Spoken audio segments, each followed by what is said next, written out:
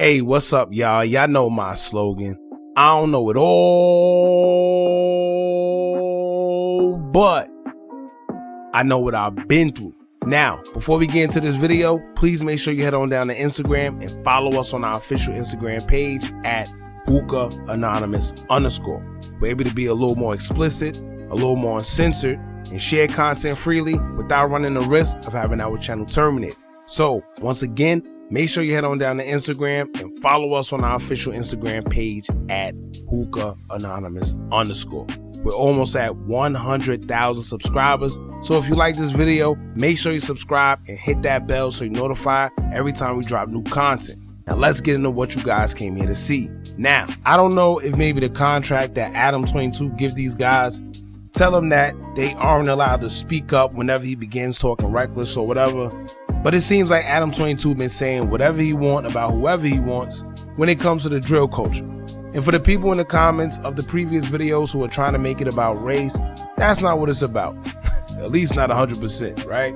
The point I'm trying to make is that this man is talking greasy to guys who really been through stuff, knowing that if this was in real life, not on social media, he wouldn't dare be talking to them or about them like that, right? And when we allow it, it only makes room for it to get worse. Then it's going to come a time where everyone's going to act as if they don't know why or how it got worse or got out of hand, whatever the case may be. Now, it been started. However, recently, he's been very vocal about King Lil J first when he would make the story. Whoever runs the Lil J Instagram page sending me weird cryptic messages. Lil J is not happy about the fact that we keep talking about his sexuality on the podcast. Listen. Nobody in the entirety of the history of the Chicago rap scene, and I'm not including myself in that, but nobody has ever been as open-minded to the homosexual agenda as myself. Now, that being said, we've seen some zesty behavior from you, my friend, King Lil J, and it's not like I'm having a conversation saying, oh, he should never be allowed to go back where he's from, or oh, he's not really like that because we've seen him doing some zesty shit on camera. Not at all. We're just talking about the facts of the situation, which is that it's pretty interesting and unlikely to have a drill rapper who's being accused of, and we have video evidence of him getting it in with Punk's DJU interviewing the trans woman that you apparently were dating for an extended period of time. I mean, this is all very pertinent information. So, I mean, yeah, Lil J, we could sit down, we could do an interview, we could talk about it.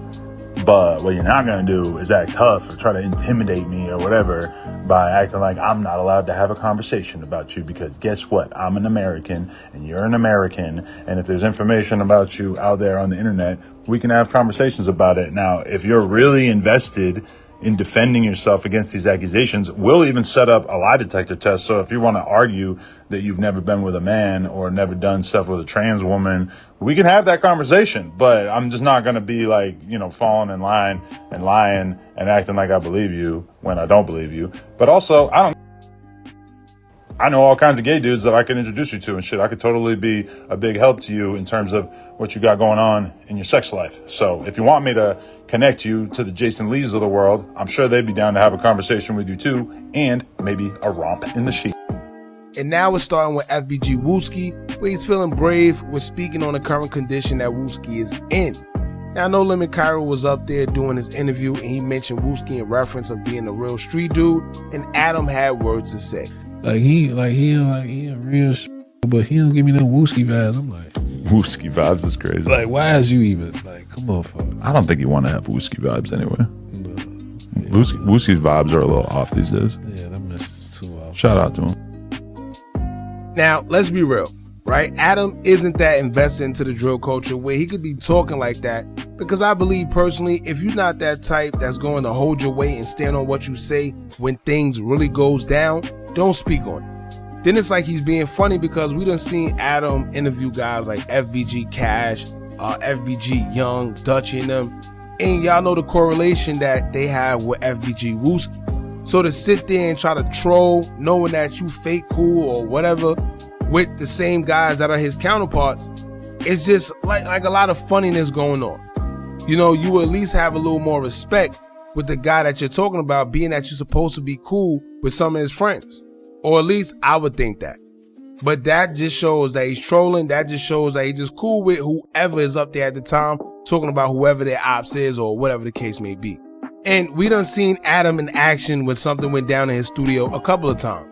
And he's in no position to be acting tough with anyone. Yes, we all have a freedom of speech, but thinking you could just say whatever to whoever because you think you're not accessible or there won't be any consequences could really come with some consequences despite how protected you think you are. But anyway, after making that statement about Wooski during the interview with Cairo, Adam would take it a step further and post a screenshot in his Instagram story of a conversation he had with FBG Wooski. You can see that he tried to block out whatever was said previously in the message thread, but it was Wooski that contacted him after the interview dropped. Wooski would hit him up saying, quote, "Yo, A-Word talking about MF's off. Dude, but you the same MF scared to work with me. So you the MF that's off. Now when you ready to meet the real me instead of the MF you know and put your money where your mouth is, let me know, goofy dude. While I'm doing the interview, your wife can be sucking my D-word." Now Adam would respond with the laughing emojis and saying, quote, "I can hear the brain damage through the screen." Then he will also caption the post with a King Von quote when he dissed Wooski, saying, quote, "He changed something different," laughing emoji. Now, I know some people might not care or find it entertaining, but it just rubbed me the wrong way seeing Adam think it's okay to troll guys that really been through stuff in the street, and he acting like that knowing he'll run at any given opportunity when everything goes down. You know, talking about his condition as if he's really one of his ops or something. I feel personally, if you're going to do journalism or blogging, you don't play sides unless you ready for the consequences. You know, that's just, it's up to you though. Also, I think this is a topic of discussion because I feel a lot of us hold the urban journalists or bloggers or whatever to a higher regard. As I always say, some bloggers or YouTubers that are more on the urban side got a lot of more expectations because people feel that it's certain things they shouldn't be saying or questions that they shouldn't be asking or whatever. But yet they'll allow an Adam 22 or DJ Vlad to ask any incriminating question or say whatever they want and they don't hold them to the same account. But to each his own. Y'all let me know what y'all feel about this. Don't forget to like, comment, share, and subscribe. Hit that bell so you're notified every time we drop new content. And remember, as long as you keep on watching, I'm going to keep on dropping. And I'm out.